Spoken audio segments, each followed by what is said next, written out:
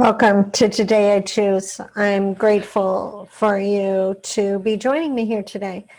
It's such a beautiful evening here in New Mexico. So today, we've been walking through the quantum actions of PTSD and the reason why some people don't just get over it, right? And is that illness or brilliance? And I believe it's brilliance. Now, we walk through the process of what happens to our timeline when we are very magical and highly sensitive beings, right? And I see healing from PTSD to come in two very distinctive stages. One of which is, let's clean up that timeline. Let's take the action necessary, kind of like let's run the vacuum. Let's clean it up, dismantle these landmines that keep creating havoc in our life, and sometimes that have run for generation after generation, right?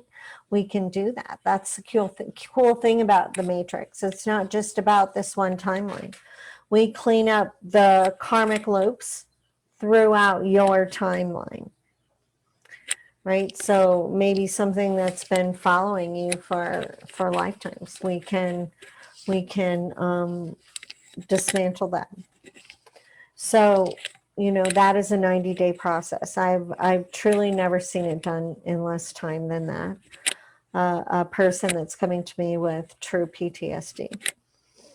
And then I find that we have to, I call the next phase the baby Buddha stage. We truly have to learn how to live differently, right? We have to learn how to choose our words differently.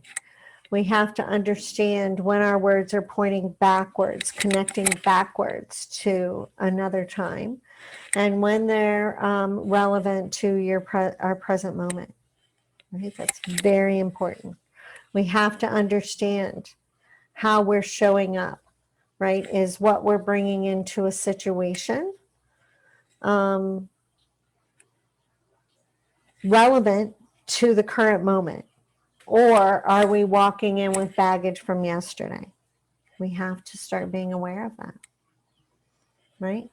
We have to start being aware of our circumstances, of what is serving us, what is operating from a state of growth, and what is operating from a state of decay. We have to be aware of that. The Great White Wizard, Jesus, says it requires vigilance over our minds, right, to walk through the eye of that needle. And that's where you're headed, right? It's being in the world and not of it. It's being in integrity, as Gandhi said, when our thoughts and our words and our actions are in alignment and the same no matter who's in the room, right? Because you're truthful to yourself, right? And this baby Buddha stage, for some is very difficult because we're hard on ourselves and we don't want to fall down and we don't want to make mistakes. And we have to understand that babies fall down all the time, and they learn and they get up and try again, and they try again until they're walking, right? They try to talk, saying gibberish over and over again until pretty soon they're talking, right? If they gave up with every failure, quote, failure, they would never learn anything. And that's what happens to us in adulthood. We're afraid to be vulnerable enough to, quote, fail. It's not even failing. It's, taking a detour, right? Understanding something from a different perspective.